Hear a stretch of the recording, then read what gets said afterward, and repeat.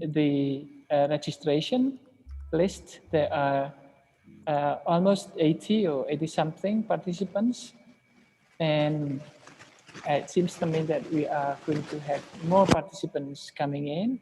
So without further ado, here we will start very quickly. This is the first out of 5 activities in this year. MPBI in collaboration with Ketua Ikatan Alumni MPBI, Pak Thomas. Yeah. So at the first time, I will be the moderator, and then next time, probably Pak Thomas will do the rest for all of them. Okay. Probably Pak Thomas. So the first 5 minutes will be just to say hi to anyone. And then we are going to invite Pak Kus to say the first address.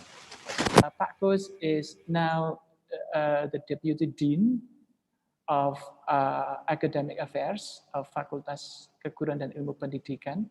So his presence here is highly valued, right? Because he is the one that makes activity run now. So without further ado, I'd like to invite Pak Kus, the first year.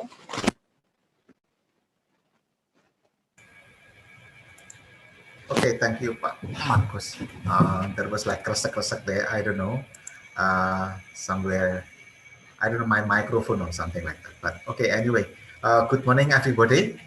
I'm really happy to welcome everybody here in this kind of discussion forum, or we call it also discussion series with alumni at MPBI Sanata Dharma University.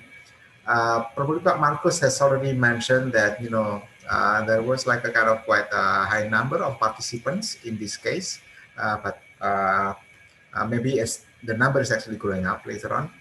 And there was like also pre-seminar discussion, okay? It's recorded in YouTube, and I think it has already been accessed by at least 109 viewers so far. So hopefully this is what we call it, a good sign that such a discussion is really needed and can bring about positive outcomes for us and also for all the participants. Well, I think I need to also tell you that this kind of meeting and discussion constitutes one of the 5 discussion series scheduled in 2021. The other 4 discussions are to be carried out in June, August, October, and December, okay, respectively. So we set the targets of the speakers here for those who already become alumni, who are spreading in various places. Okay, I think the big picture for this discussion is that as the whole civitas of MPBI, we are all committed, okay, to creating an academic atmosphere, not only inside the classroom, but also outside of the classroom, including by involving the alumni. So next, we may also involve any inspiring educational practitioners or entrepreneurs in this kind of discussion. So it's actually, we call it open for public. Okay, so regarding the topic, okay, I'm personally very pleased to learn to this topic regarding the international curriculum, which will be presented by Mbak Swanti. I hope we can really widen our views on the philosophies as well as the values, okay, within this kind of educational context. But this is also a great reminder, okay. I borrow, the idea also from Pak Marcos here. We have been trapped, okay, in the spell of a mile wide and an inch deep approach of education, okay. A mile wide, but an inch deep approach to education. What does this mean? Okay. This approach is actually like we are cramming, okay, putting all contents into the learning as if everything is deemed important. This will result in what you call it, very shallow, superficial knowledge and understanding, but lacking critical thinking, or we call it hot aspects, yeah, higher order thinking skills. As HOT's approach requires what is it? A great deal of time in the classroom learning. So the antithesis for this is non multa sed multum, or not the quantity but the quality. So yeah, I hope that today, from this kind of international curriculum discussion, we understand that there are standards, okay? But whose standards? Okay, are these standards friendly enough for us, for the learners, or the standards here are actually for the authorities? So I think Mbak Swanti later on can actually tell us, can also discuss about this kind of standards. Whose standards is it? So I hope we enjoyed the discussion, everybody, and can learn the values of our today's meeting. So thank you. Good luck, Mbak Swanti.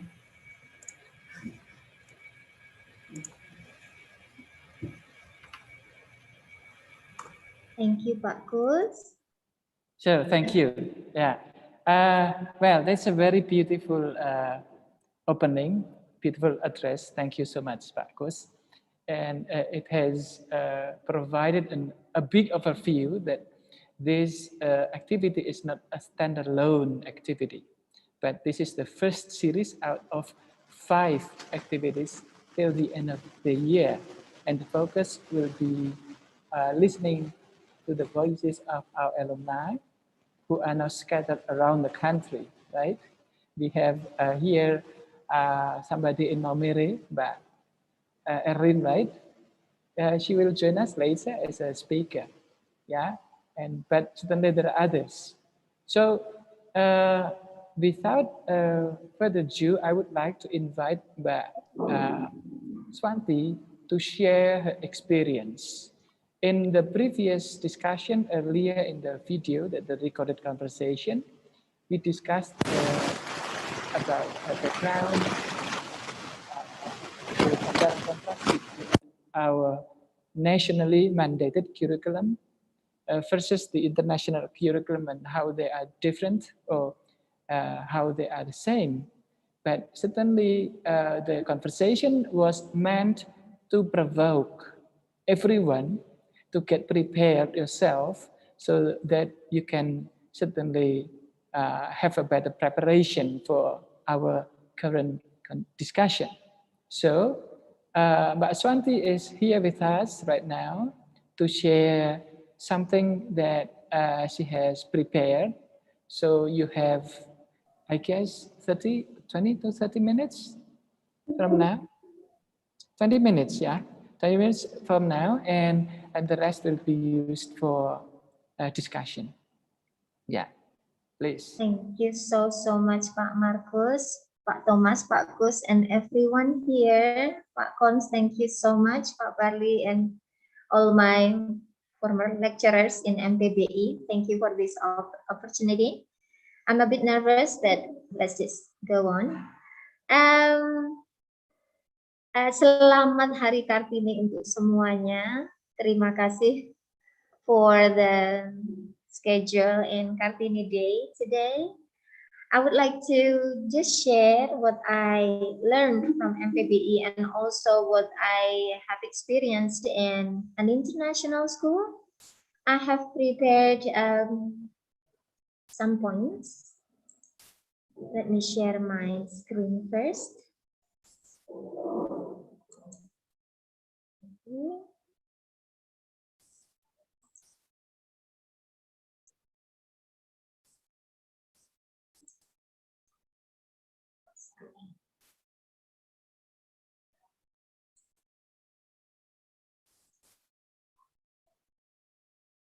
All right.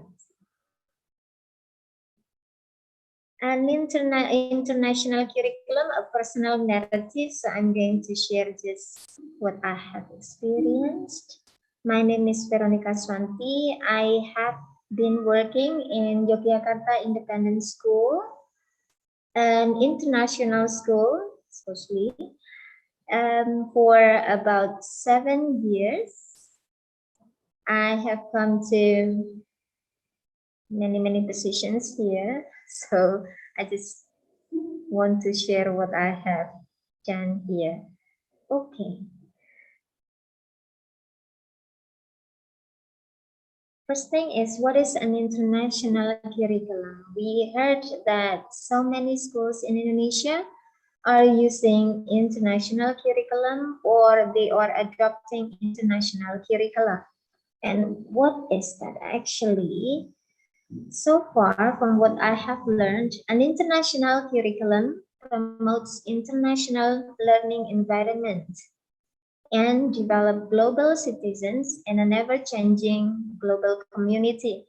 It means that the international schools who are using international curriculum are providing the environment of international situation. It can be the teachers are not from one country.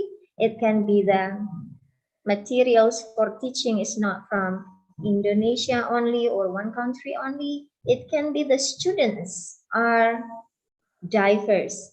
It can be from more than one countries, of course. And then an international curriculum develops global citizens. It means that we are not only thinking about our country, but we think using global context and be someone who can be flexible if they are living in other countries. And a global community, it means that we have many friends around the world.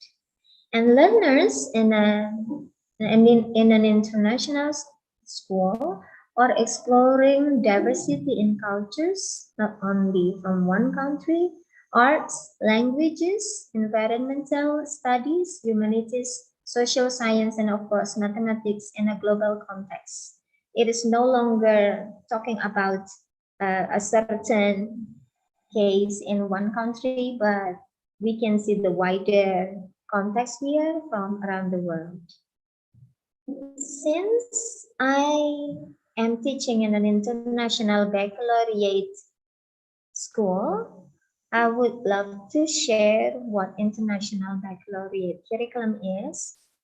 So, the IB, the International Baccalaureate, aims to develop inquiring, knowledgeable, and caring young people who help to create a better and more peaceful world through intercultural understanding and respect.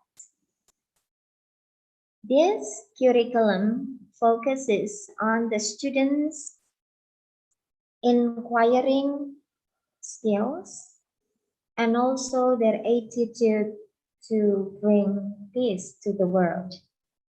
And they can understand that we are coming from different backgrounds and we put respect on that. This is the aims of IB. And how many programs are there? We have primary years program, age 3 to 12. It is for a preschool to grade 6 normally in our national curriculum. And then we have middle years program, we call it SMP. And diploma program is like the SMA part. It is for grade 11 and 12 if it is based on the H1. And we also have career related program. We can call it as SMK in this IB curriculum. So we have 4 programs, 3 levels. And how does IB framework look like? The framework covers 5 important things, important elements, which are knowledge, concept, skills, attitude, and action. Through the planning, teaching, and learning, we always go back to these 5 elements of the framework. We focus on the knowledge, how we teach the students, how the students learn the knowledge and the concept. We are using concept for teaching, not the content. And then we have skills to develop during the learning. We have attitude, we teach attitude also, and then students are going to have action. The action is related to things that asking students to be part of the solution in this very diverse problems we have in this world. Let us explore more about knowledge. So, in IB, learners construct meaning from the knowledge or from the information that they got. Usually, the students are the ones who find for resources or who find the knowledge. And we have inquiry-based. Students are given responsibility for their own learning. So usually we have a certain theme in one term to explore, and students are going to think about which topics, which areas they are going to learn by themselves, guided by the teacher. So we cannot force the students to learn all contents, all topics, but we let them to choose which one to teach. And they are going to present the result of their research.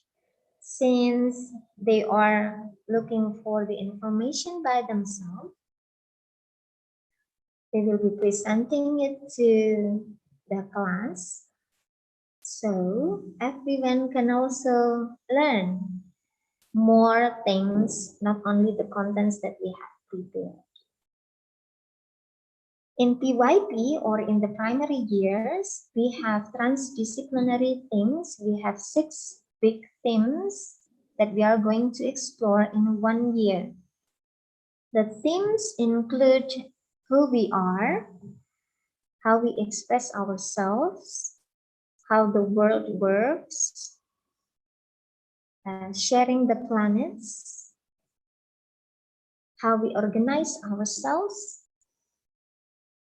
And in those themes, we have some topics that students can choose and explore. In MYP, we have the global context. This is actually for the bigger theme that they have in MYP program or SMP. In DP, we have interdisciplinary courses. These are the big picture of the knowledge that students are going to learn.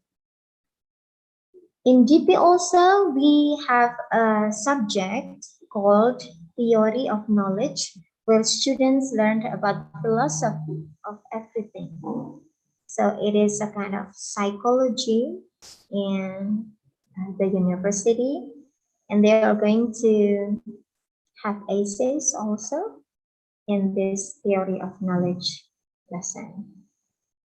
They learn more about theories for many areas of learning. For the knowledge, we have standards, age-based. In PYP, we call it as scopes and sequences. So for each level, usually we have standards, but those standards are flexible, and it can be, it can have a similarity through the years, but different skills in each level. We also have subject guides for the secondary ones. So for the knowledge, we focus on the students. The students choose what they are going to learn, and they also find the information by themselves, and also they are going to present the results. After the knowledge, we come to the concepts. Our curriculum is concept driven. We are not going to give contents listed in the beginning of the planning, but we have concepts that guides us while we are teaching. Some concepts in the primary include form, function, causation, change, connection, perspective, responsibility, and reflection. For example, in one term, we learn usually 3 concepts. For example, form. Form can be learned in many subjects. For example, in grade 3 and 4, we have a theme. The theme is the fact that material that states matters undergo changes, poses, benefits, and challenges to the society. In form, we are going to explore the form of matters. This belongs to the science subject. And in math, we are going to find the form of other things. Like the form of the numbers, it can be half the numbers, doubles the numbers, it has different things. In art, we are going to learn about other concepts, other form concepts. So we learn about shapes. They are going to create arts and shapes, something like that. Form in music, we are going to learn about different form of music also. So our curriculum is based on concepts, not the contents. Not that we are going to learn, for example, plus, minus, addition, subtraction, something like that listed in the beginning of the planning, but we are going to focus on the thing first and the concept that we are going to learn. More concepts are learned in secondary. We have concept of aesthetics, change, communication, communities, connections, creativity, and something else. After the concept, we go to the skills. What skills do we teach the students? What do they learn in skills? From preschool, we have this kind of skill taught. Research skills. When we are finding problems or we are having a hypothesis and we are going to find the answers of our questions. We have research skills, we have thinking skills, how we think critically, how we think creatively, and we also learn about social skills, including the collaboration. We focus on collaboration. Mostly students are going to work together with their friends. We also learn communication skills, learning about technology, IT, and also digital citizenship here. We also learn about self-management skills, how we manage ourselves, how we organize ourselves, how we organize our timing also. The students are going to explore those things. And we are going to observe how the students progress through these skills in our report card. Next is how will the learner's attitude. We focus on 10 learners profile. We have caring, risk takers, principled, communicators, reflective. Students are always asked to have a reflection through the term or through the years. Thinkers, open-minded, balanced, knowledgeable, and of course, inquirers. And what kind of action do the learners do? So this action is student initiated. Usually it functions as service. So students initiate the action. Students create and plan an action where they position themselves as the global citizen to help the world become a better place. My students in grade 5 and 6 are now having PYP exhibition preparation where they plan actions to help the world a better place, of course. We have three groups. One group is planning to create natural dye mask after they learned about one central idea that one single-use mask promotes pollution and multi-use mask probably become the solution. So they create this kind of natural dye mask and they are going to sell it in a package together with one booklet talking about how we reduce pollution.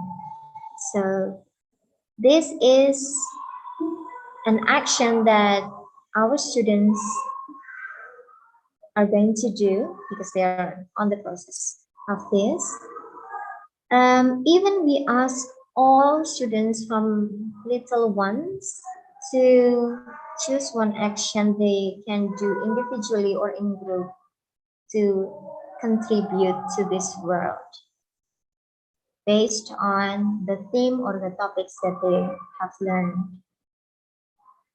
Usually this action, we have 5 types of the action. Participation, where they participate in an educational organization or in a movement, and advocacy, when they can educate other people about the importance of things. Like one group is exploring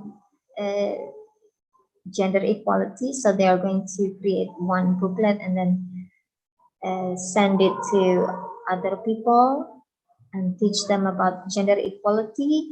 Even the other group is going to place poster and booklet in cafes to teach people about peace and conflict. Students can also join a social justice movement. They can also create a social entrepreneurship when they can sell things or they can educate people also. And lifestyle choices are about choosing the best lifestyle that they can do to help the world a better place. I always saying better place, better place, better place. So this action usually is done if in primary we call it as exhibition, where students in group conducted a research, and after the research is finished, they are going to have an action and then they are going to present or exhibit it to public. In MYP, we have personal projects. It is almost like PYP exhibition, but students are doing it individually. And MYP also has community project where students in group do a surface program. In DP, we have extended essay where they are having a research also and make them and report them in an essay. They have also a service program called Creativity Activity Service. So all levels have different kind of output or action during the year. All right. Next, some stories to share. Okay. So after talking about IB, which sounds a bit serious, I just want to talk about myself now. How did I start? I need to recall back to my years as a novice teacher, a young teacher. I worked in Jakarta for 5 years as an English teacher. We are using national curriculum, but unfortunately, I did not learn much about national curriculum since English is using different kind of program. We were teaching students literature mostly.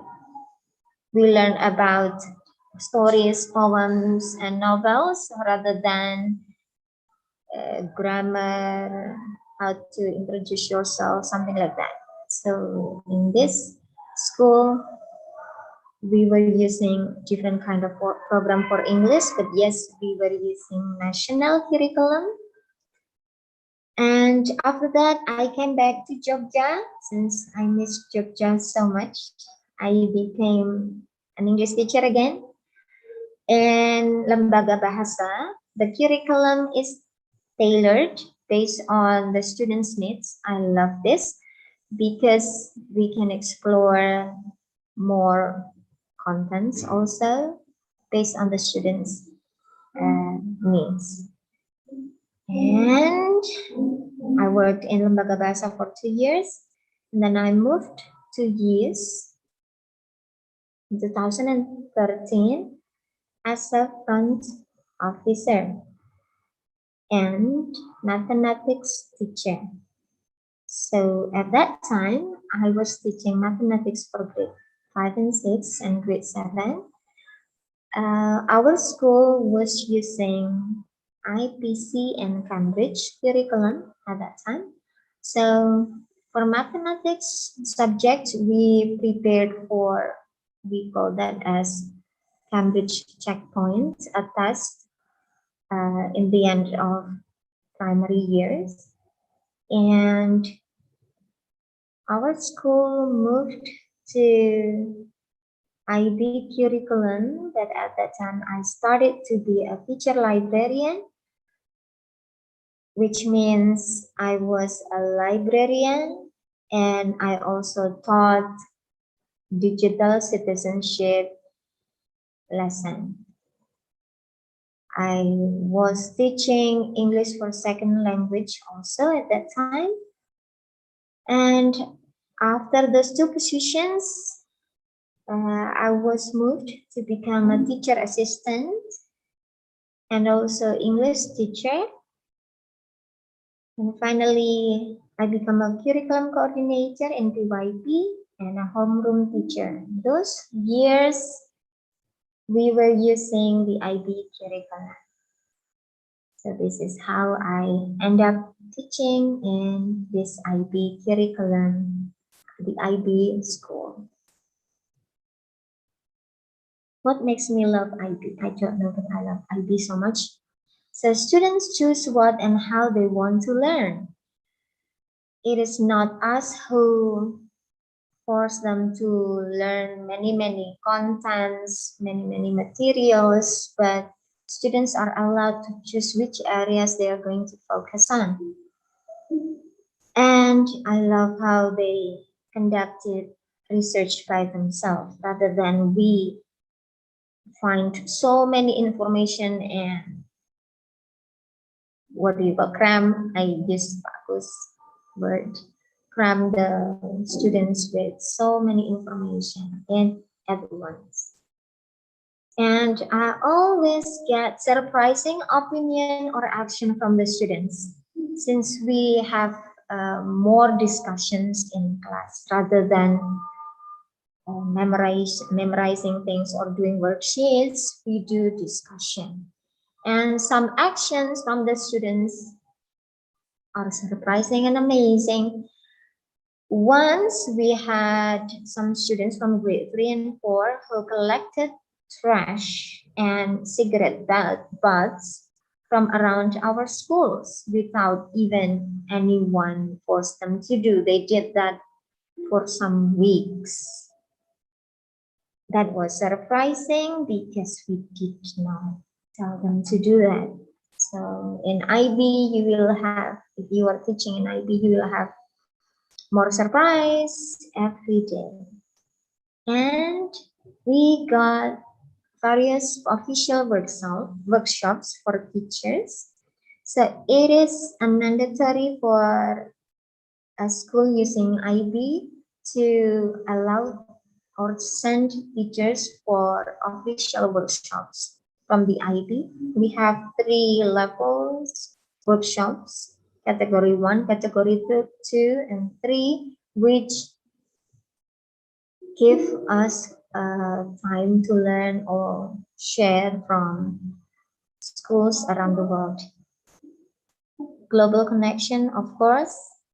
We met many teachers from around the world, and more collaboration and learning. Teachers collaboration and teachers learning also. I love this curriculum. And what are the challenges? For now, working in an international curriculum school, we need to be ready for changes. In a matter of planning, we need to be ready to change our plan. Our last year plan is not going to be used for this year. We have different students, we have different things, we have different levels of students even. We have different global situations, so we need to change our lesson plan. Okay, Santi, Yes. 2 more minutes, please. All right. And more areas chosen by the students, more challenging works for teachers, of course. And the other challenge is national mandatory subjects and exams, which we need to prepare. It is mandatory even though we are using international curriculum. And how different is IB from national curriculum? We have students' autonomy, like what I have shared before. We have flexibility in contents. It is concept-based, big themes to explore, collaborative planning from teachers, teacher-student collaboration. Even for rubric, we usually have a collaboration with students. We have workshops and one-stop website for all resources. I think this is going to be the last one. Since I graduated from MPBI, I learned a lot. It has education-related subjects like psychology of education, teacher identity construction, which I'm now smiling because these are hard and difficult. Research trends in ELT, linguistics, issues in language education, and teaching the language skills as a lingua franca. And I also found the missing links that I missed from 10 years of teaching about constructivism, social learning, metacognition, self-regulated learning, agency, and self-efficacy. I have never learned about that before going to MPBI. I know more about researchers Linda Hill, Carol Dweck, Angela Duckworth, Snowden, Sang, anyone? Maybe you know that. I learned about humility from the teachers, the lecturers, great collaboration and fun things with my friends. Thank you. Thank you, Pak Marcus. Does it extend 2 minutes? Oh, that's fine. So beautiful performance. Okay, let's give her a big applause, although it is symbolically speaking, through reactions, something like that. Okay. So before we move to question and answer, let me address a couple of colleagues. We have Pak Malik from Tidar. Pak Malik, are you there? Yeah, thank you for joining us. We have also, yes, sir. If I'm not mistaken, I believe you are there. Sorry for interrupting, so Pak Marcus. I Can hope I suggest? Pak Malik is in good condition. Sorry for interrupting, Pak Marcus. Can I suggest people to write their affiliation because we would like to see where they come from, where they are affiliated. I've been scrolling. I couldn't find information.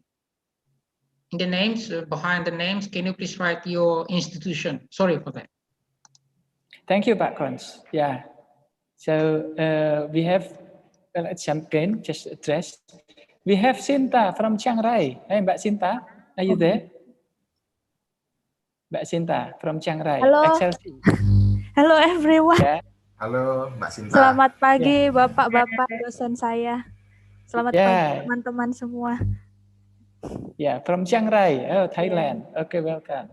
Yeah, so just make sure that we have Pak Domianus Toar. I think he is our future student. Hi, Pak Domianus. Are you there? Hello, yes, good It's afternoon, nice to have you here. sir. Okay.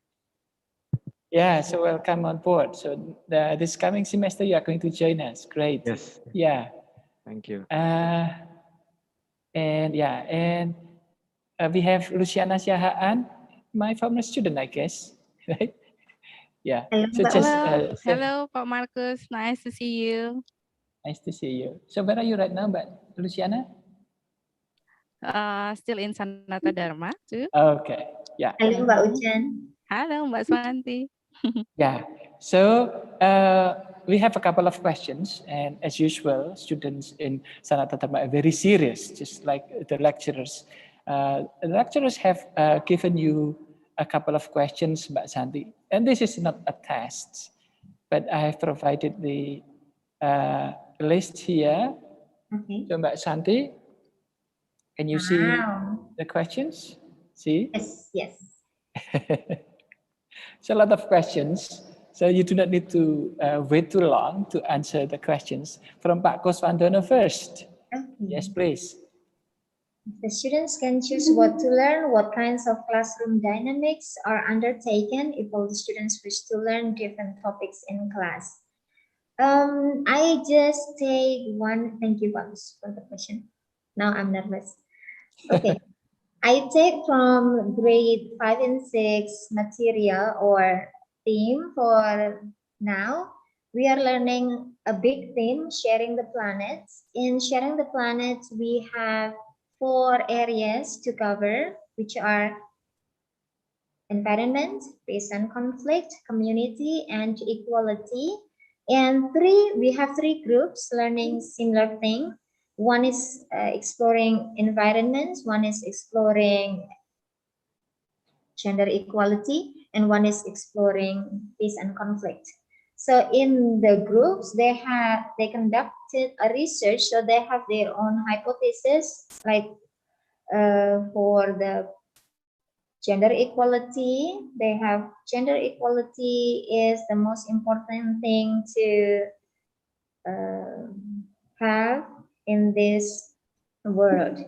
They have some questions to explore, and then we are facilitating what they need here by suggesting some resources. It can be online resources, it can be experts where they can interview, and then they're going to do everything by themselves. So they have interviewed one person who is an expert in peace and conflict, or who is an expert in natural dye coloring, who is an expert in gender equality, or even interview a doctor talking about the use of single-use mask. And here, the teacher is just giving the time, suggesting things, and follow the students. So if they need to know about natural dye coloring, we give them resources when they can explore by themselves, something like that, Pak Marcus. At the end, they are going to present it in the class. So basically, everyone will learn all things at once in the same unit.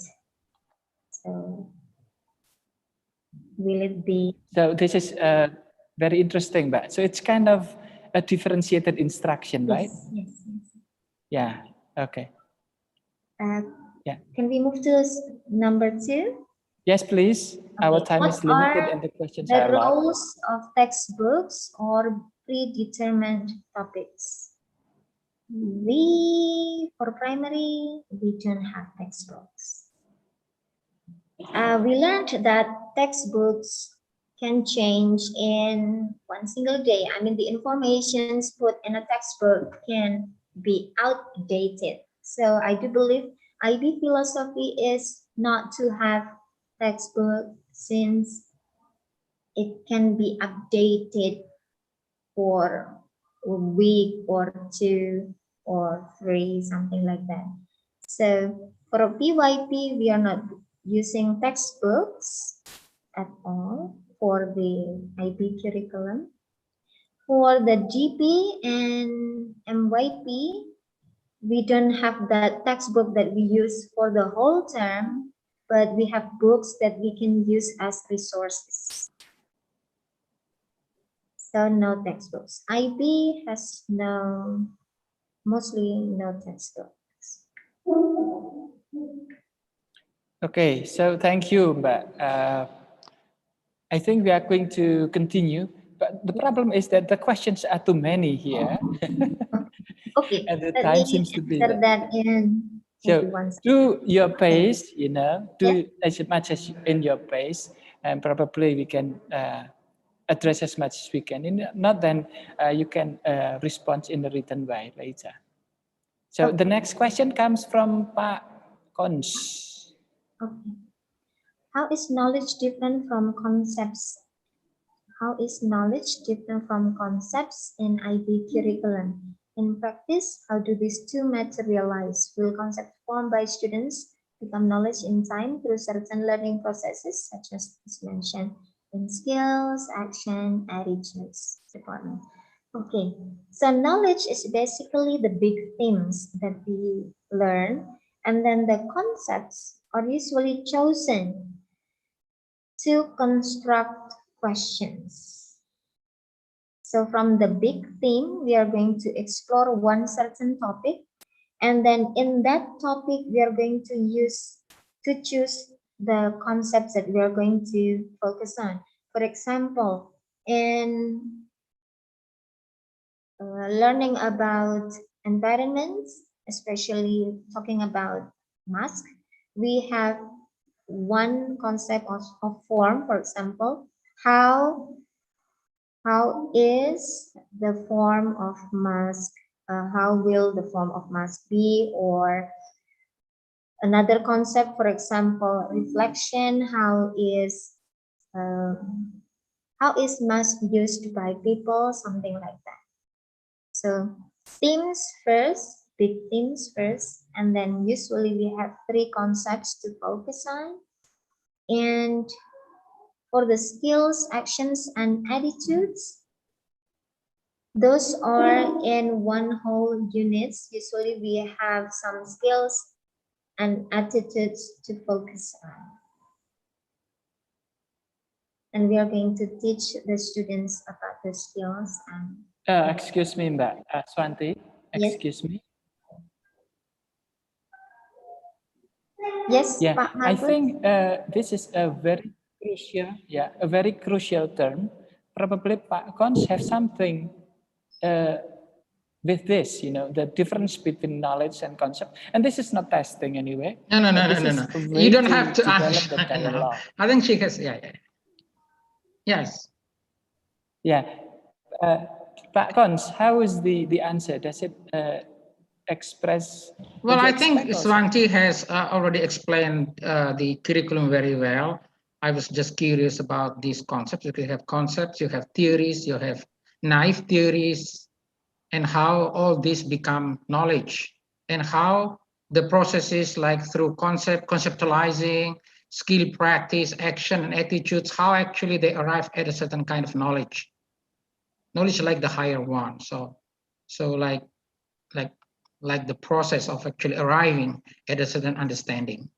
So concept to me here is actually the process that students are engaged in understanding something, also through the practice of skills and actions and attitude, and hopefully in time they will form a certain kind of knowledge, isn't it? Yes. Is it what's happening there, right? Yes. So the difference is like in traditional school, we start by teaching the knowledge. But here, no, knowledge is something you arrive at through the processes of conceptualizing, of skill practice, like through research, through action, and through positive attitude developments. And then students arrive at a certain understanding. So that's actually the difference from our curriculum. Well, our curriculum starts with the knowledge, teaching the knowledge. But this one is more like inductive, isn't it? Is it more like inductive processes there than deductive? It is more like inductive, isn't it? You arrive at that understanding through trial and error, experimentation. Yes, actually, we will find the true knowledge at the end of the research where students found out that their hypothesis is correct or not. Yes, that's right. So more inductive, like more inductive testing and then experimenting, and then you arrive at an understanding. Yes. But in deductive, you start with a concept and then you try to learn the concept by doing small things. Yeah. So actually breaking down the concepts, that's actually the difference. So students are more like active inquiry, doing, research, experimenting with the ideas, and then they arrive at a certain understanding by collecting data, right? Data, yes, from research, from reading, from projects and things like that. So maybe that's the difference. Yeah. Maybe that's the difference. Okay, so thanks a lot, Pak Cons, for the clarification. Let me return to the questions again. And this is very interesting because all questions have come from internal of Sanata Dharma. So no question has come from non-Sanata Dharma. This is very interesting. So I would assume that while waiting for the others to join the questions, probably I will invite, direct questions from somebody coming from outside of Sanata Dharma first before coming back to the written questions. We have from Tidar, we have from UMBY, we have Pak Daniel, right? Hello, Marcus. Good to see you. Yeah, yes, please. Probably Pak Daniel have something to ask directly, right, so that it becomes more dynamic. Yeah. Right. Thank you for the chance. So I'll be quickly asking Ms. Wanti. Well, first of all, I'm so curious to know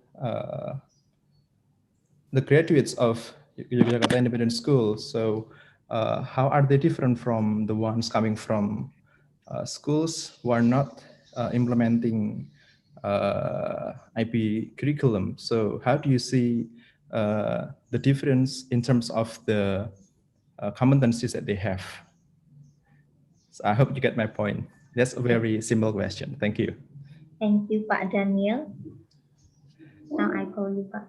Okay, I think this is my thinking that students are more open-minded and they are ready to have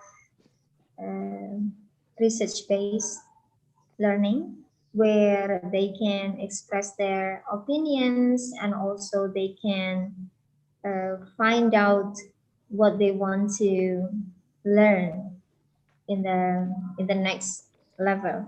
So I do believe our students, especially for those who are in DP program already, they are so ready for university. They have conducted research even before the university time. They have made essays even from PYP program. So they are more, what do you call?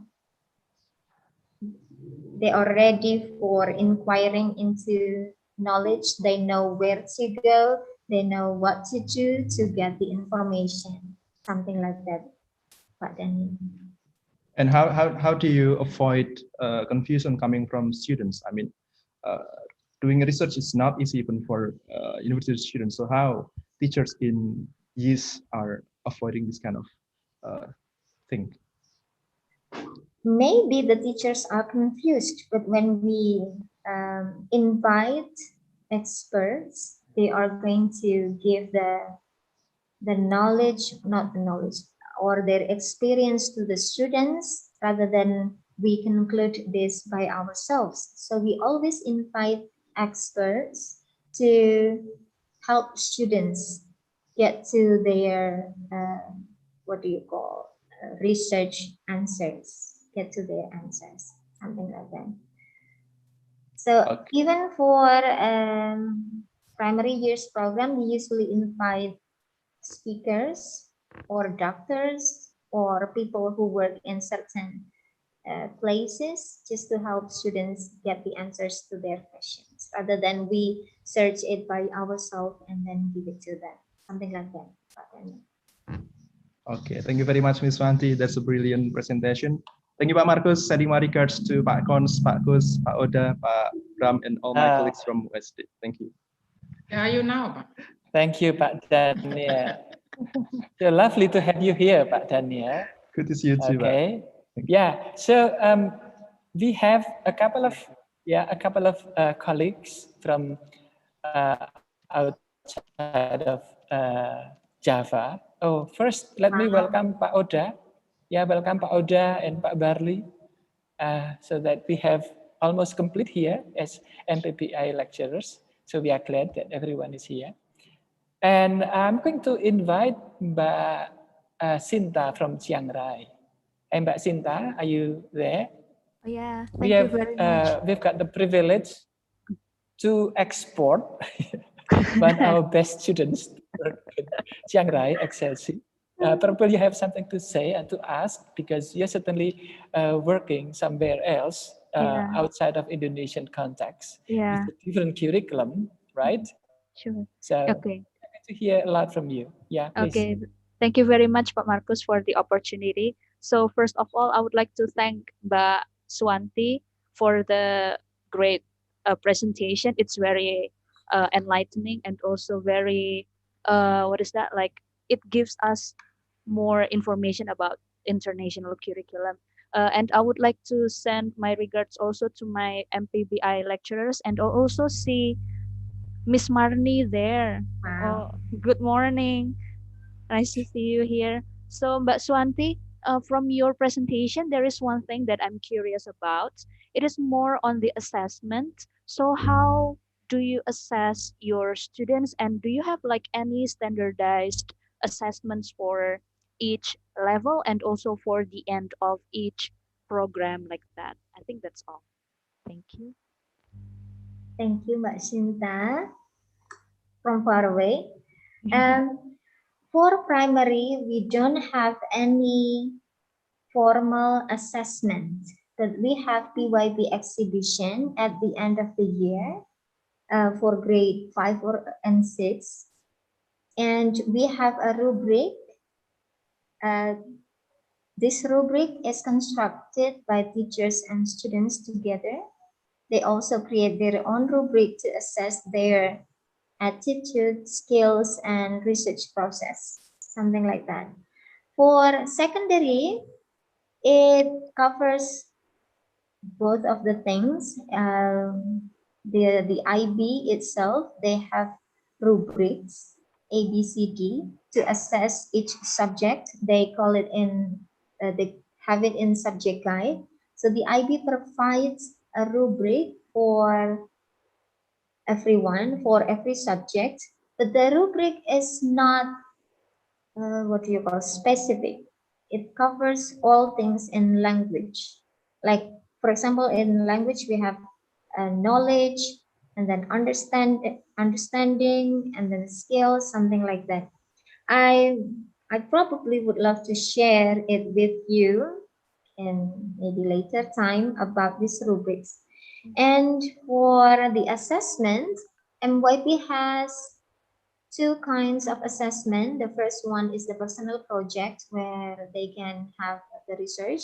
And the second one is called e-assessment. Usually they do it online. And then teachers are expected to assess the students, to give grades to the students, and the IB organization is going to see the assessment and also do the assessment by the what do you call, grading by themselves. So it is combined.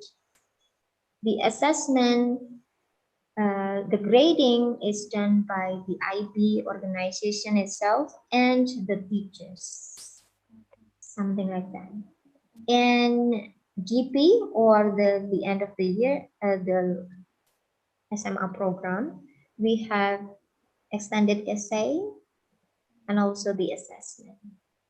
So we have two things. We also have portfolio, where students combine all the works that they have done, sending it to the IB organization and get the grades later and the feedback, something like that. So in primary, we don't have formal or assessment mandated. We only have PYP exhibition where teachers are going to give grades. It's not grades, A, B, C, D, something like that.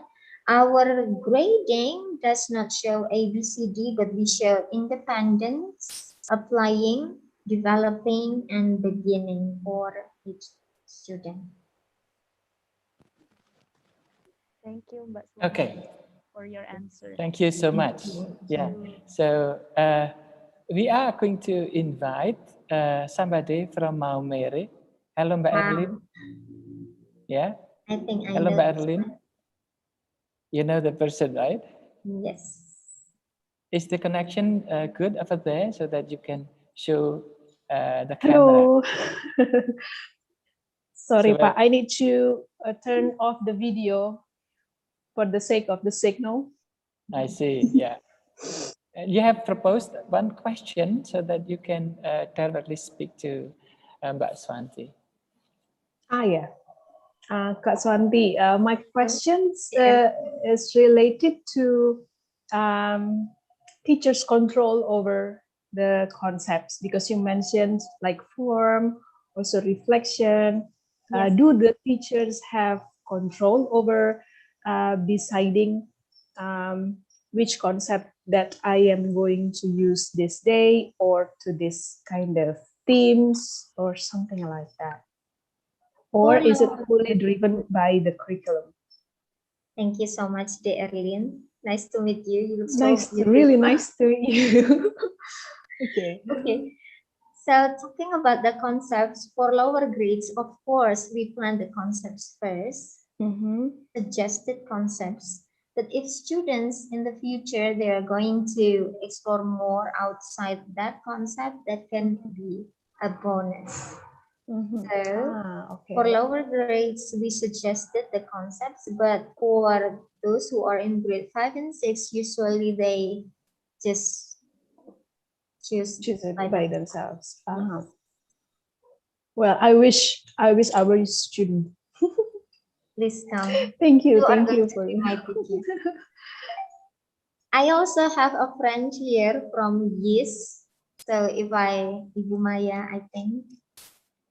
So if I have something to ask, I will call you. Hello, Ibu Santi. Hello, everyone. Hello, Ibu Maya. Hello, Ibu Santi. It's a Hello. very nice presentation. Hello, Pak Markus. Hi. And Nice. Do you want to ask something directly? Just want to say thank you that I can join this really nice event and see everyone here. Thank you. Oh yeah, thanks a lot. Yeah. Yeah. Bu Maya is our awesome Indonesian teacher, Pak Markus. Oh, great. Yeah. So I happen to have my colleagues, Mbak Francisca, 94, batch 94 from Solo. I just realized that she is here. So thank you, Mbak Francisca. It's been for us not to see each other for too long, you know, but I'm glad that you are here. So again, let's move on to the next.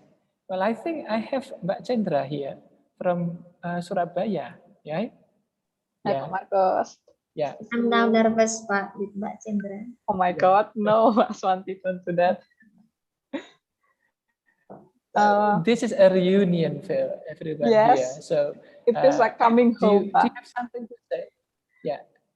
Okay, so well, actually, I didn't follow the explanation from the beginning. I just literally joined the Zoom meeting for like 10 minutes ago. So I didn't really, what is it? I didn't really know what was being discussed here. Oh my God, I'm so nervous. So I would like to say hello to Pak Marcus, Pak Coach, Pak Barli, Bu Retno, and Thomas, and Pak Oda. Hello, Pak. Okay, so but Mbak Swanti, I might be wondering, even though I didn't follow the explanation, but I think the topic is quite nice. We are talking about little kids and then the international curriculum, and I was wondering, what do the parents of the students, those little kids, say when they put their kids there? Are they happy? Are they satisfied with the curriculum, or are they comparing the curriculum of yours, the international curriculum, with the traditional curriculum? Are they worried whether or not the students will, whether or not the students can adjust themselves when they move those kids into the traditional school? Maybe, possibly in the next level, probably. Just wondering, what do the parents of those little kids say when they put their kids there? Thank you. Thank you, Mbak Chandra. See, I'm so nervous right now. Okay, for the parents, it's quite interesting. So at first, of course, they will be amazed by how the students, how their children speak English, because we have some English speaker teachers, what do you call it? Native English teachers, something like that. That is the first thing. Second thing is that the parents are amazed by how the children do the action. They can see the difference when they come to an international school and then at home. So we have one student who is not coming from Indonesia, he or she. He has a culture in the country has a culture when that it is not as what do you call it? It is not a good thing if you say sorry or please to other people except your parents or adults. But this makes trouble, of course, problems at school.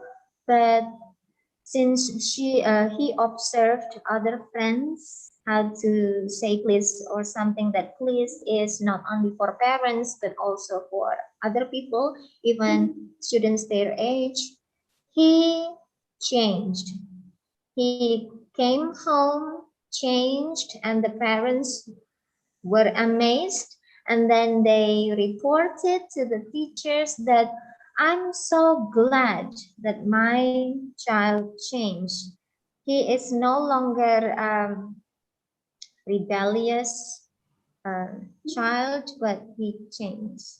So we focus not only in the knowledge but the attitude also, that we live in a place where people from many countries, from many cultures are here. Something like that, Miss Chandra. One more thing, I do believe that parents are ready if they are going to move the students, the kids, to the national schools. It means that they need to follow all the mandated curriculums from the government.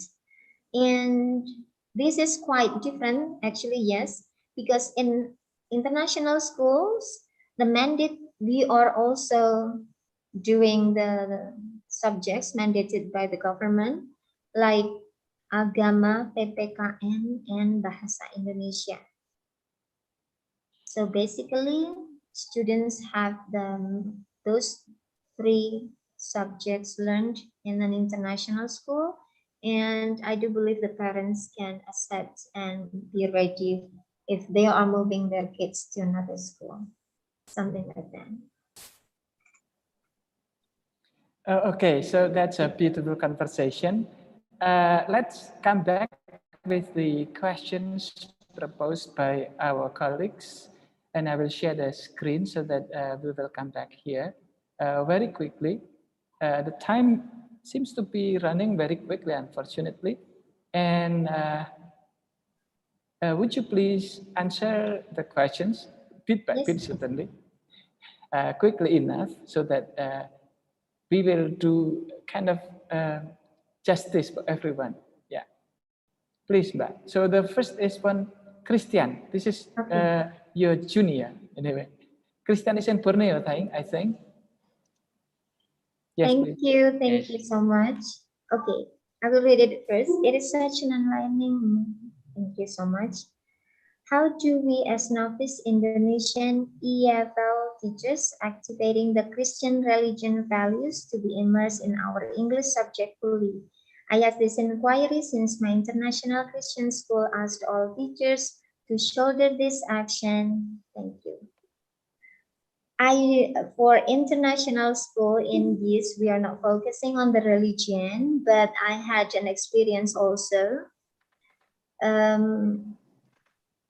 Having Christian religion values to be immersed in English subjects. So when I was teaching in Jakarta, they immersed the Christian religion values. They usually have some verses that are related to the the message or moral values of the stories that we have learned. I think it will be great if we have the same, we choose the themes which cover the verses from the Bible and also the stories that we are going to teach. So it is more like stories or a novel-based study rather than grammar and everything. So that was what I did with my friends at that time. We had a list of stories to share. We check on the messages of each story, and then we find the verses that represent this kind of moral values. Is that something? Oh, yeah. So thank you. Thank you for the sharing. You are very welcome. Yeah. So the next is the question from Mbak Camelia. The question is related to concept, not content. So would you please continue? Okay. It is explained that the curriculum is based on concept, not content. How do we as teachers make sure the students reach the learning objective, or how do we make sure the output quality of the students? The learning objectives are taken from FPYP, we call it as scope and sequences. We have all the skills required by students in certain age. Usually we choose one which represents the theme or the concept that we are learning. So we have selected the objectives first after we know the theme and also the concepts that we are learning. And then how do we make sure the output quality of the students? It is actually based on the student's progress itself. I do believe the grading will be different from one student to each other, to others. We see how they progress through their learning. Do they stop? Do they progress so fast? Something like that. So the quality from the grading from each student is different. It is very individual. So we focus on the progress of the students, not how many things they cover. For example, there are 10 materials and one student finished memorizing 10 things. No, not about that. But we see how he progressed, how he determined to get the answers, how he learned every day, how he joined the discussion and be active, something like that. So each student is observed individually. So focus on the students, right? The student centered. Right. Thank you. So next question is from Mbak Erlin. It's answered already. We have here your junior as well, Mas Harsha Danang. Yes, please. From Mas Harsha. Thank you so much. I think it is not the. Oh yeah. Not a question. Not a question. This is for just like Statement, yeah. statement. Thank you, Mas Harsha. Thank you, Mas Harsha. Yeah. So we have Mbak Diva here. Yes. Hello, Mbak Diva.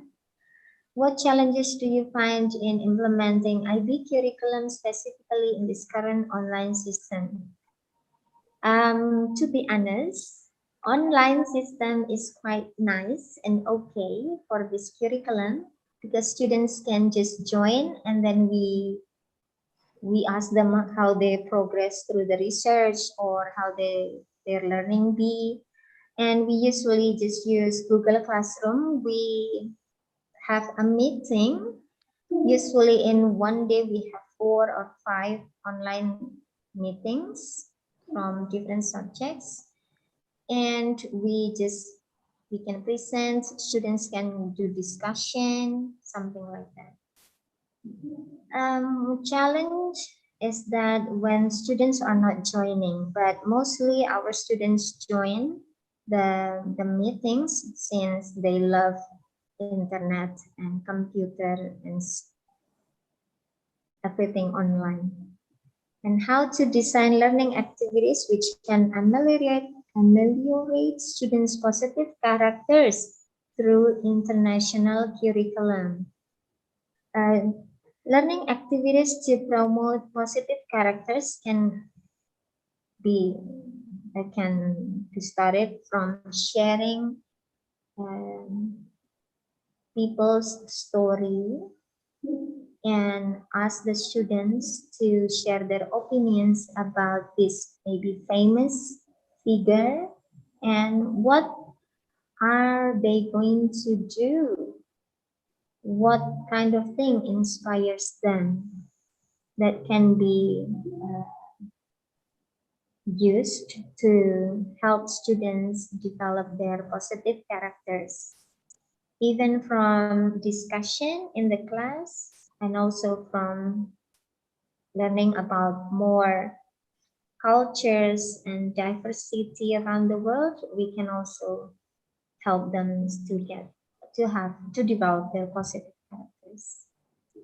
Yeah, thank you. That's beautiful answer. So it's a matter of first autonomy, right? And the second one is sharing the personal stories, right? And we have Mbak Novi. She has a lot of questions as usual. Wow.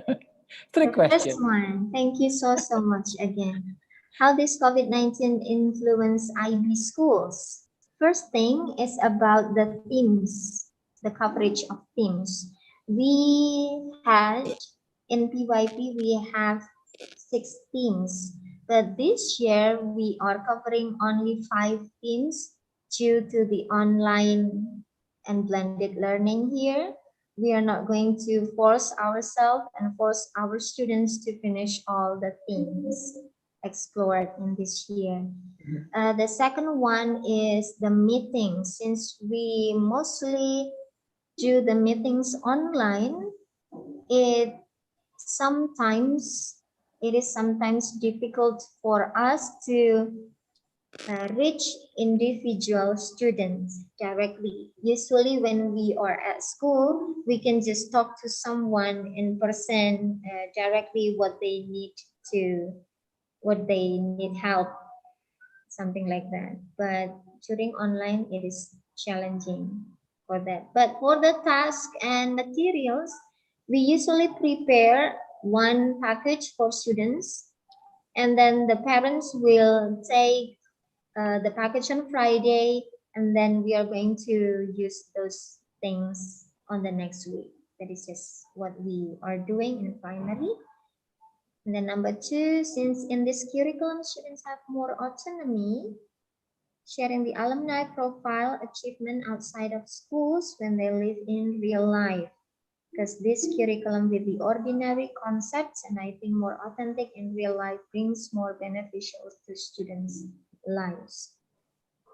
We had not many alumni from these schools, but some of them had continued studies outside Indonesia. Some of them had joined university in Indonesia also, so both of them are okay.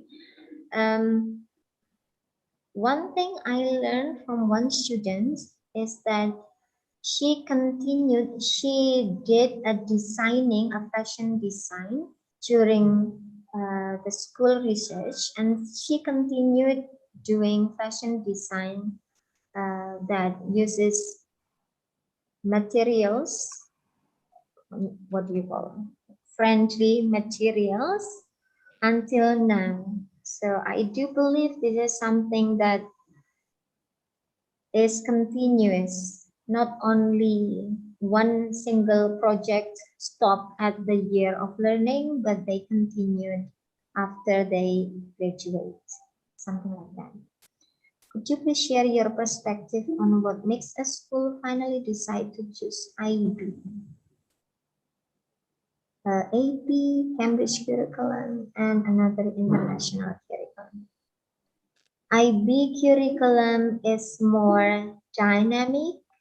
It is based on the latest or updated research. So I do believe it is better for us to follow the updated one rather than taking a super old theory which is not updated through the years. Yeah, so thank you. Yeah, Mbak Novi has graduated from PPDU Jombang. This is the combination of Pondok Pesantren and also international school. So she has a lot of things to ask. Thank you so much, Mbak Novi. Yeah. Well, I think we can continue later because the time doesn't allow us to go further. Still, 2 more questions, Yes. Mbak Novi. Yeah. Sorry, Mbak Novi. Mbak Swanti. What should the teacher prepare before he or she walks into the class, knowing that students might be ready with their own choice of what and how to learn that day?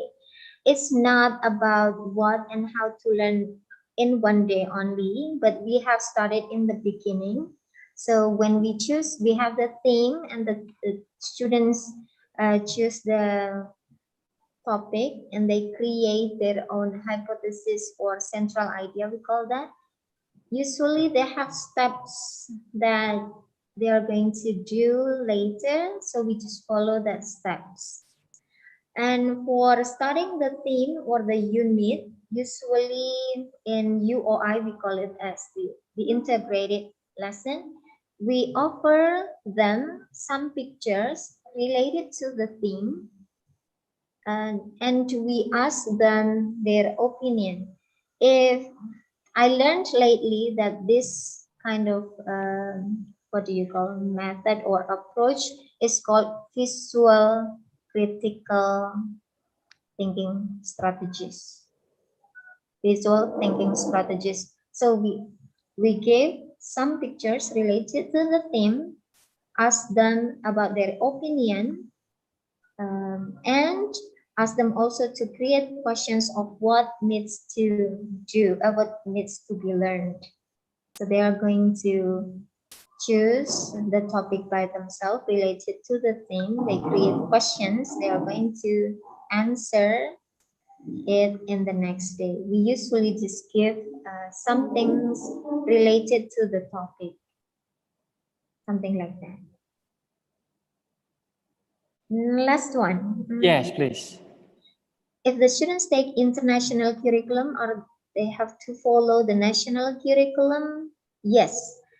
All international schools are not forced, but the government mandate the international school to join to have to teach students Bahasa Indonesia, Agama, and PPKN for Indonesian students, not for the international students, but only for Indonesian citizens. They are going to join UN. Starting in 2015, we joined UN for Indonesian students. But since UN is not there anymore now, we still need to join some more exams. We call it as school exams. The materials were prepared by the district, and the regional exam, the material is prepared by Dignas in DIY.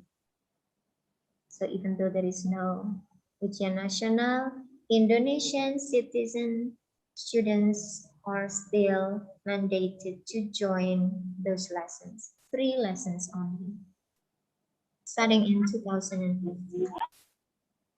Yes, Okay, thank you. Yeah, so thank you. I think I'm sorry to interrupt. I Please. think there's one more question that I also want to know the answer of the perspective. I saw in the chat box after me. So wait. What question? Sorry. Yes, the last one. This is interesting too. Okay. I think it is from Pak Kons. How have your master's courses? Sorry for asking too many questions. Just curious. Yes, Yes. from Pak Kons, actually, Please. there are so many courses in MPBI that help me a lot to understand IB philosophy that much. I learned a lot from MPBI about constructivism, which I missed for this 100 years. And then we learned about agency, self-efficacy, self-management, student-regulated learning, something like that.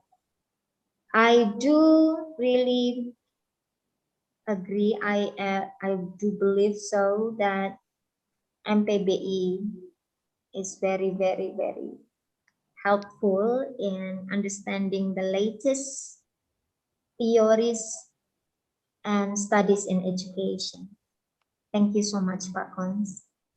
And it is so related also to the IB curriculum, since we are also teaching about self-management, student-regulated learning, constructivism, agency, something like that. Thank you so much. Okay, so we still have 2 more minutes. Yes. I'm curious whether Bu Marni is here because she has a question. Probably she wants to say out loud the question. Halo, Pak. Yeah. Hello, Miss Marni. You have 2 minutes. Santi. Oh, hold on, Pak. Hold on 1 second. Okay. Thank you so much, Mbak Swanti, for enlightening us. I have some questions that I have already shared in the chat box. Yeah. I'd like to know, but since this is this is a school applying the international curriculum, so I'd like to know whether the language of instruction is in English, certainly, yes. Right? And I'd like to know some of the things about the students. Is it element?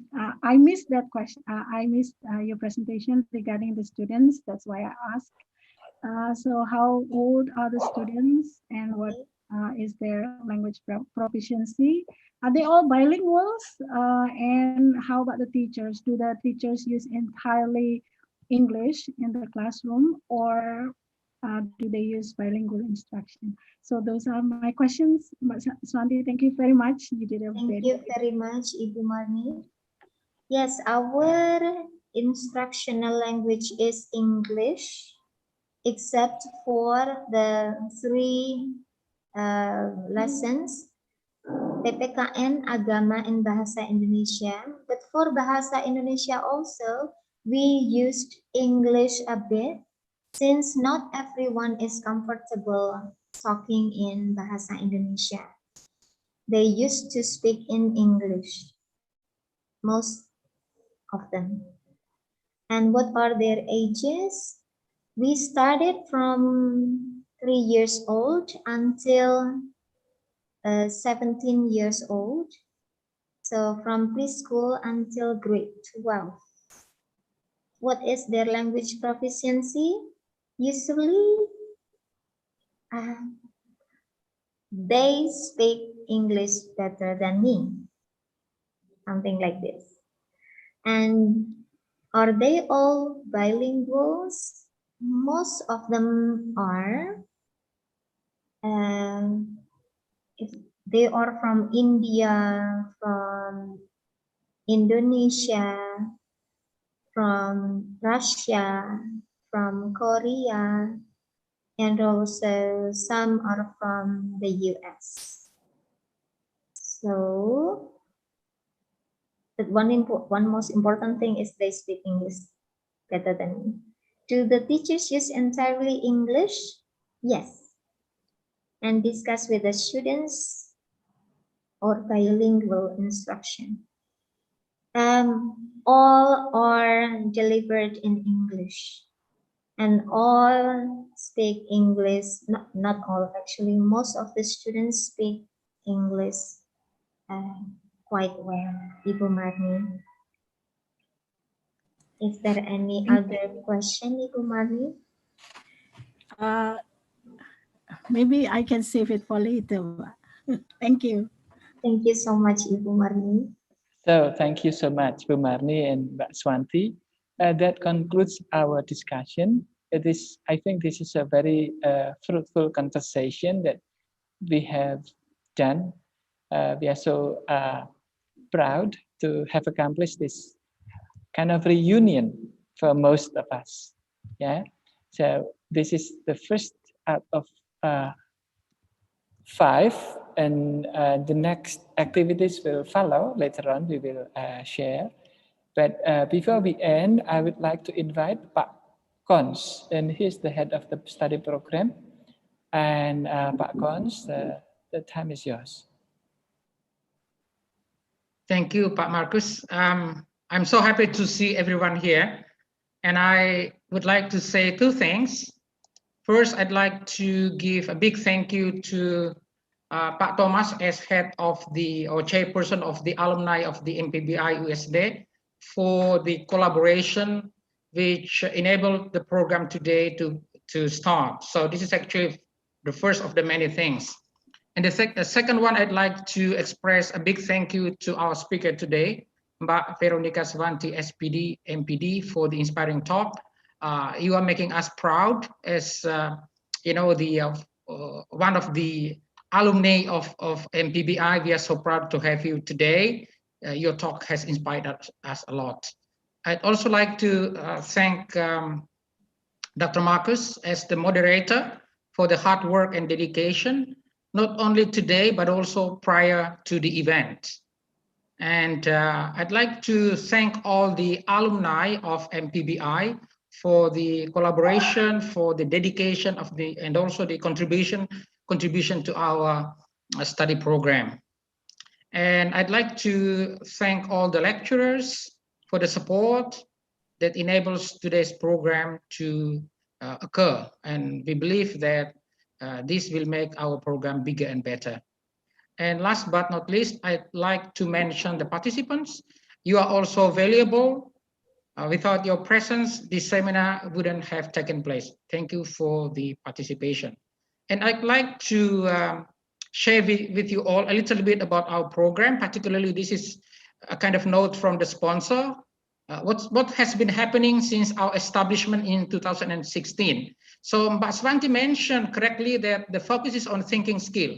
And the lecturers in MPBI are actually thinking all the time.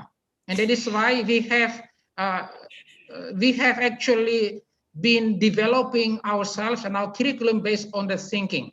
So we are not focusing on the content, but on the thinking development. So I'd like to share a bit what we have done. So this is our curriculum.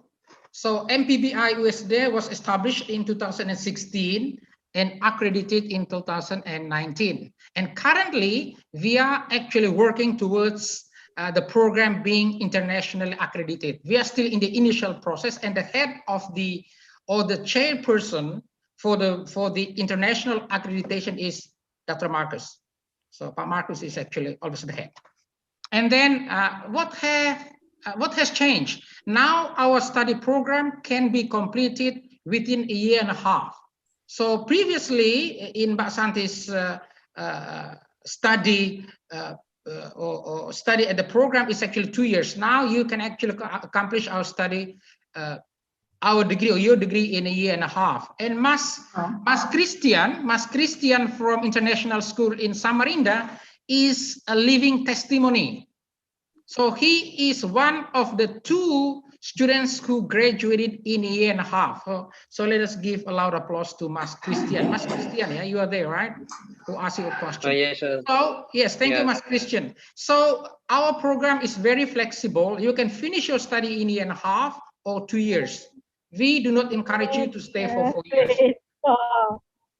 And then one of the strengths of our study program, another strength is it is sophisticated in terms of the curriculum. So Mbak Swanti hopefully has been telling the truth, yeah, not just to please us today. So hopefully our curriculum is actually quite up to date, and we will keep updating. And then the focus is also on co-publication. And now we have 3 pathways to accomplishing your thesis. So students can choose one of the 3 ways: thesis by publication, thesis for publication, or thesis or conventional thesis. And Mas Chris actually chose thesis by publication. So before graduating, Mas Chris has published, I think, 4 journal articles. Yeah, Mas Chris. So you can choose this, or this. So this is another strength of our program. We also have domestic and overseas outreach programs. So we have been sending students and lecturers to Thailand and Myanmar. And also for the national programs, we have sent students to Kupang, to some universities to Kupang. And we actually in the future working towards collaboration with our alumni.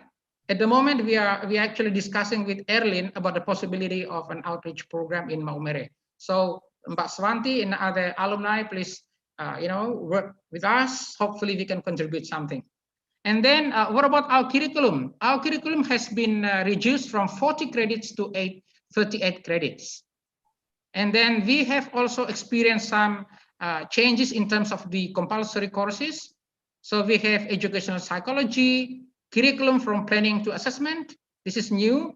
And then principles of teaching linguistics. This is new. And then this is actually similar to the 2016. And principles of teaching literature. This is also new. And then we have the last one is actually technology in English language teaching. This is actually new.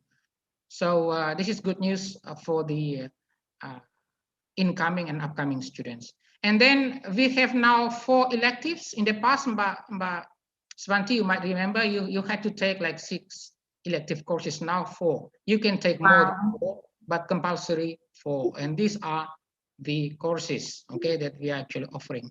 So basically, our study program is new, but we are not outdated in terms of updating our curriculum, but also our staff development. So basically, this is the update. So if our alumni or other students are interested, or maybe our alumni can also promote our study program so that more people can benefit, but also future students might also benefit from joining us. So I think Pak Marcus, once again, I'd like to thank Pak Marcus, Mbak Swanti, and then Pak Thomas, and all the participants and the lecturers and the alumni for making today's program happen. And this is one of the many things. Hopefully we can learn from today's program and make and create better programs in the coming months. So once again, thank you so much for the contribution. Back to you, Pak Marcus. Thank you, Pak Kons. Since this is a kind of reunion for most of us, and we have Pak Oda, I think Bu Retno is here as well, Pak Barli. We are going to hear a couple of words from Pak Oda, Pak Barli, and Bu Retno. Maybe put it now first. Is Bu Retno here? I saw put it now, just now. Who should start, Pak Marcus? Yeah, you first, because you are on the spotlight anyway, Pak Oda. Okay, so thank you very much again, Pak. I think Pak Kons already expressed gratitude, especially to Mbak Swanti, and also I would like to thank people and also participants from other institutions. I've seen some people from other institutions. I hope that you benefit from this program, and of course, thank you very much all the alumni. So stay safe, stay healthy, and thank you. Back to you, Pak Marcus. Thanks a lot, Pak Oda. Beautiful words, very warming, yeah, heartwarming for us. Pak Barli, would you please share something with our alumni and our current students?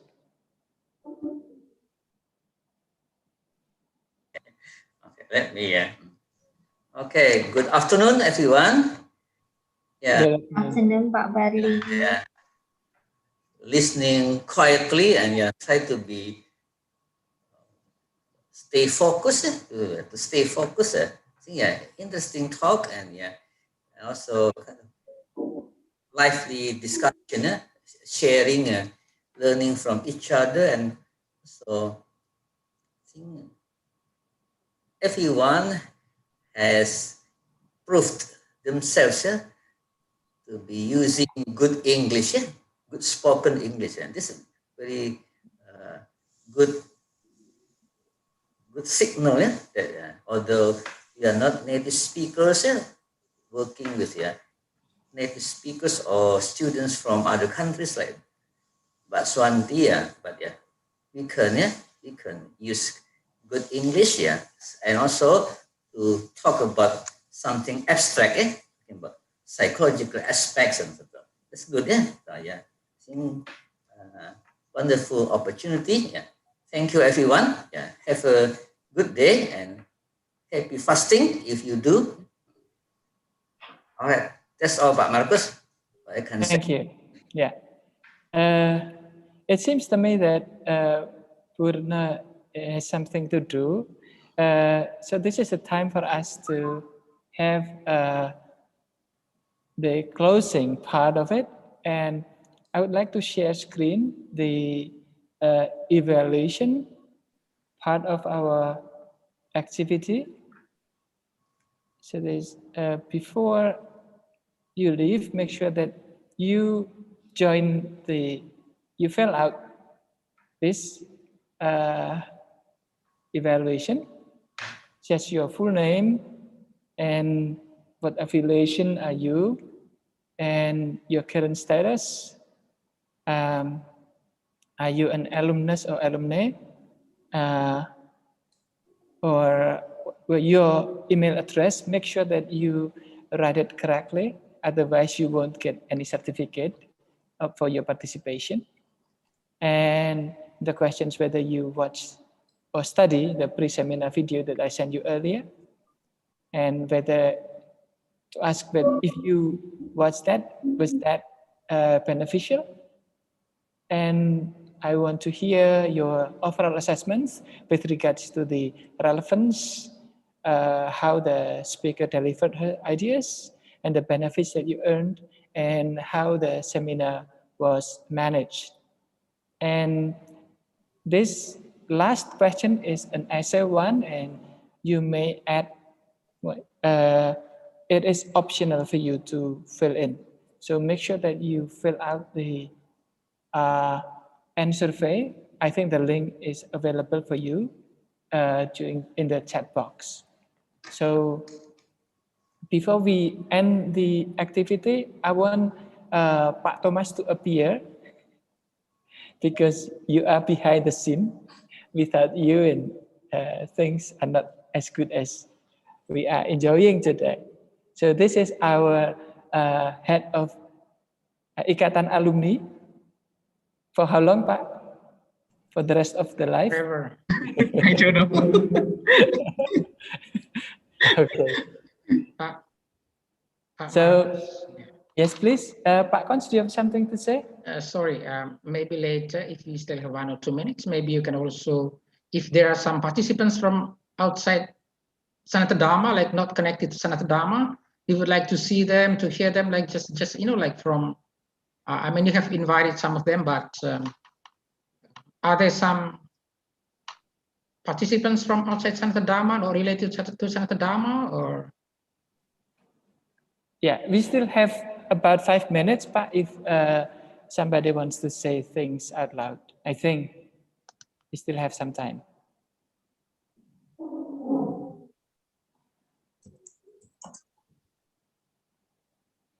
Yeah.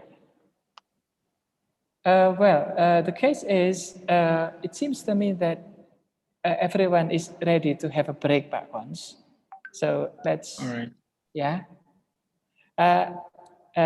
Let's say grace for all the things that we have accomplished. And I will say once again, thank you for all participation, all the contribution, and all the support that we have received. But once again, because Bu Retno is here, we have waited for her for too long. I think it's a great disadvantage if we do not hear her in particular. So Bu Retno, would you please address the colleagues, our colleagues and also our alumni? Please, Bu Retno. Marcus, thanks so much. But I don't bring my earphone and that equipment, so I'm afraid that it's not so clear. It's clear. Wonderful. Okay, thank you. But I don't want to, to take the risk by putting off my mask. Okay, thanks so much. Well, actually, I enjoyed also listening to the sharing by Mbak Swanti and the questions from the audience. Thanks so much, audience, from Universitas Tidar, from other universities also. My name is Ibu Retno, yes. And I had to leave sometimes my office and there was no internet connections. So sometimes I could not join the conversation or the dialogue or the discussion, but then now I'm in my office. So thanks so much for this wonderful opportunity. We are so happy to listen to the sharing from one of our best alumni, yes, Mak Swanti, and there are still others that will also have their turns, their opportunities later. So, yes, Pak Marcus, thank you. I think that's all, and my warmest greetings to Mbak Swanti, Sinta, Mbak Chandra, and so many that I forget then, the participants, I mean. Yes, thank you, that's all. Okay. Thank you, Bu Retno. Your presence here concludes any activity today. So thanks a lot. So we are going to formally end our conversation. I hope we will see each other in the next 2 months, where one of our alumni will also appear in this kind of activity with some interesting topic to cover anyway. So once again, I would be very happy to say thanks for everyone and see you next time. Au revoir. Bye-bye. Thank you. Thank you so much. Not taking photos, Pak. Oh yeah. Screen. I think we need to have a photo. Print screen or something. Yes, please. Marcus has done it. Don't worry. Oh. I have taken some, but I think we can do it again. Turn on the videos. Yeah, would you please turn on the videos, and Pak Thomas will take the pictures of us. For documentation purposes, it's very important. Go ahead, Pak Thomas, you can instruct everyone. Okay, so please smile, everyone. Say cheese. Cheese. One cheese. Okay, done. Thank you, Pak. Then everything is done? Okay. So au revoir. We will see each other very well next time. Sampai Bye-bye. jumpa. Okay, everyone. Bye. See you. Bye, everyone. Have a Thank you. good day. Stay Thank safe. you. Thank you. Bye. Thank you.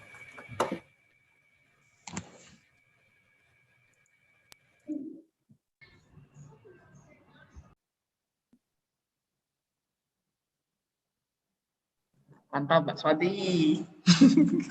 Thank you so much. Terima kasih, Mbak Swanti.